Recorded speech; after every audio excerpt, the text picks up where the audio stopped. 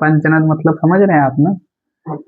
सिंधु नदी की 5 जो है बाई सहायक नदियां जो हैं उसको हम बताने जा रहे हैं। देखिए सबसे पहले हम आपको बताएंगे, ये देखिए आपका झेलम नदी। झेलम नदी आपका जो है उद्गम स्थल कहाँ पे है? शेषनाग झील से। शेषनाग झील कहाँ पड़ता है आपका? ये आपका जम्मू कश्मीर पड़ता है, ठीक। और शेषनाग झील से ही वूलर झील निकलती है, ठीक ना। ये चीज आपको ध्यान में रहना चाहिए। झेलम नदी कहाँ से निकलती है? शेषनाग झील से। और शेषनाग झील के पास कौन सी झील है? वूलर झील, ठीक, वहीं बहती है। इसी के तट पर श्रीनगर, ये ध्यान में रहना चाहिए। इसी के तट पर, किसके तट पर? झेलम नदी के तट पर श्रीनगर स्थित है। इसी पर एक परियोजना है भारत सरकार की, जिसको हम किशन गंगा परियोजना कहते हैं। अक्सर क्वेश्चन पूछता रहता है ये सब चीजें, बहुत ही माइनर मिस्टेक से कंफ्यूजन ना हो इसलिए क्लियर है। क्लियर आपको जो भी चीजें, देखिए श्रीनगर कहाँ पे? इसी के तट पे, किसके? झेलम नदी के। और इस झेलम नदी पर कौन सी परियोजना है? किशन गंगा परियोजना, ठीक। इसके बाद देखिए आपका चेनाब नदी। चेनाब नदी उद्गम कहाँ से है? हिमाचल प्रदेश। कहाँ पे है? हिमाचल प्रदेश। इसका कहाँ था? आपका जम्मू कश्मीर। इसका कहाँ पे है? हिमाचल प्रदेश। हिमाचल प्रदेश में कहाँ पे है? बाड़ा लाचा दर्रा, एक दर्रे का नाम है बाड़ा लाचा दर्रा, वहां से निकलती है। इसे जो है हिमाचल प्रदेश में चंद्र और भागा नाम से जाना जाता है। चंद्रभागा 2 है नदियां हैं, ऐसे आती है हिमाचल प्रदेश में। उसी के बाद सहायक नदियां हैं, इसी दोनों के मिलने से चेनाब नदी का उद्गम होता है, ठीक। चंद्र और भागा के नाम से जाना जाता है। इसी पर क्या है? सलाल और बनिहाल परियोजना। बहुत बार पूछता है ये सब चीजें क्वेश्चन, इतना रिपीटेड एक क्वेश्चन है कि समझ लीजिए कि आपको कंफ्यूजन ना हो, इसीलिए ख्याल रहे। सलाल और बनिहाल परियोजना, ठीक, कहाँ पे स्थित है? चेनाब नदी पर। इसके बाद आपका है रावी नदी। रावी नदी का उद्गम स्थल कहाँ पे है? रोहतांग दर्रा। ये भी कहाँ पड़ता है? ये भी हिमाचल प्रदेश में पड़ता है। और ये क्या है? चेनाब की क्या है? सहायक नदी है। कौन? ये रावी नदी। तो चेनाब की सहायक नदी कौन कौन से हो गए? देख लीजिए, झेलम भी होता है, चेनाब का ही सहायक नदी है। और रावी नदी भी चेनाब की सहायक नदी है। अब देखिए यहाँ पर आता है 5वें नंबर पर हम आते हैं, चौथे नंबर पे सतलज नदी। सतलज नदी सबसे नीचे है, उसके पहले व्यास कुंड होता है, यानी व्यास नदी है।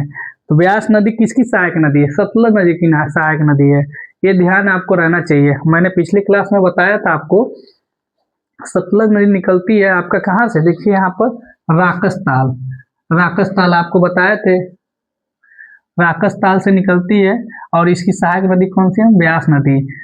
और व्यास और सतलज नदी के संगम पर हरिके बैराज स्थित है। एक बांध है, हरिके बैराज है, वो कहाँ पर स्थित है? व्यास और सतलज के नदी के संगम पर। वहां पर उस बांध का नाम देखिए, एक और है आपका नाम गोविंद सागर बांध। ये बहुत बार कंफ्यूजन क्रिएट करता है। एक गोविंद सागर बल्लभ पथ है आपका, ठीक, गोविंद सागर बल्लभ पथ बांध है, ये उत्तर प्रदेश में पड़ता है। और ये गोविंद सागर बस बांध है। ये चीज आपके पंत जहां पर आएगा, गोविंद सागर बल्लभ पंत, वहां पर आप समझ लीजिए उत्तर प्रदेश का है, ठीक। और ये जो है आपका गोविंद सागर शिव जो है बांध है, ये आपका कहाँ पे है? सतलज नदी और व्यास नदी के संगम पे है। यहीं से देखिए भारत की जो सबसे लंबी नहर होती है, इंदिरा नहर, ठीक, यहीं से ये निकलती है। यहीं से वो नहर होती है जो गोविंद सागर बांध से निकलती है, भारत की सबसे लंबी नहर इंदिरा नहर, ठीक। सतलज नदी पर भाखड़ा और नांगल बांध भी पाना स्थित है, ठीक ना। पूछता है भाखड़ा नांगल बांध कहाँ पे स्थित है, किस नदी पर स्थित है? तो सतलज नदी पर। विश्व का सबसे ऊंचा गुरुत्वीय बांध है। गुरुत्वीय बांध मतलब समझ रहे हैं, एक मतलब इतना उसका सिस्टमेटिक तरीके से बनाया गया कि उसके पृथ्वी के भार का बहुत ही उस पर प्रभाव पड़ता है, समझ रहे हैं। ये इसका कहने का मतलब है। गुरुत्वीय बांध मतलब है ना, ग्रेविटी जो होती है यहाँ की बहुत ज्यादा है, इतना ऊंचाई पे बना है जिस हिसाब से, उसके अकॉर्डिंग। अब जो है व्यास नदी है, इसका कहाँ पर उद्गम स्थल है? व्यास कुंड। ये व्यास कुंड कहाँ पड़ता है? हिमाचल प्रदेश में। मैक्सिमम आप देख रहे हैं हिमाचल प्रदेश में ही होता है। वैसे मैं मैपिंग बता दे रहा हूँ कैसे नदी का क्या संगम है, क्या है नहीं है। मान लीजिए ये आपका यहाँ पर देखिए, ये आपका सीधा है, ये सिंधु नदी है, सिंधु नदी, ठीक। इधर आपका जो बताए थे आपको कुर्रम श्योक, ये सब नदियां उस साइड की हैं।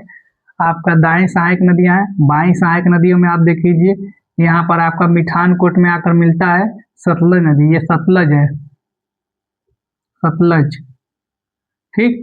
सतलज की सहायक नदी कौन सी है? व्यास, व्यास, ठीक, व्यास। और यहाँ पे देखिए आपका ये झेलम है, ये चेनाब है, तो झेलम आके कहाँ मिलती है? चेनाब से, ठीक। और फिर उसके बाद से ये आपका रावी है, रावी भी आके कहाँ मिलती है? चेनाब से। तो झेलम और रावी ये किसकी सहायक नदियां हैं? चिनाब की सहायक नदियां हैं, ठीक।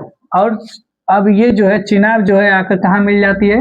सतलज में। कहाँ मिल जाती है? सतलज नदी में, ठीक। ये ध्यान में रहना जरूरी है।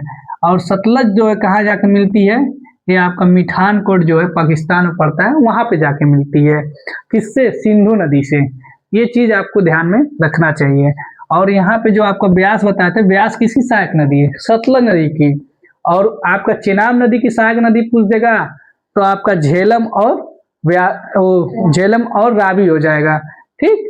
तो इसके अकॉर्डिंग आप इस चीज को ध्यान में रखिएगा, ठीक। तो आपको सब कुछ बता दिया हूँ, ये मेन पॉइंट है, आपको ध्यान रखना है। ये देखिए सलाल जो है ना, ये परियोजना का नाम है, बनिहाल परियोजना का नाम है। ये पूछता रहता है, काफी कंफ्यूजन क्रिएट ना हो, इसलिए आपको ये चीज ध्यान में रखना है। ये नहर कहाँ से निकला है, ये आपको ध्यान में रखना है। ये गोविंद सागर बांध है, एक गोविंद सागर वल्लभ पंत सागर बांध है, वो उत्तर प्रदेश में पड़ता है। और ये जो है आपका हिमाचल प्रदेश में कहाँ पे है? सतलज और इसके व्यास नदी के संगम पे। और कहाँ से निकलती है? राकसताल से। तो ठीक है दोस्तों, जैसे कि आप लोग को इतना कंफ्यूजन क्रिएट जो भी रहेगा, आपको डाउट में बताइएगा, मैं फिर आगे कुछ अच्छी चीज़ और उसमें इंक्लूड करूंगा। फिलहाल आप इसको अच्छे से देख लीजिए, आपको जो चीज़ बताना था हमने पहले भी बता दिया, फिर बता दे रहा हूँ। ये चीज़ ध्यान में रहे, आपको इम्पोर्टेंट चीज़ है, ठीक है। धन्यवाद दोस्तों।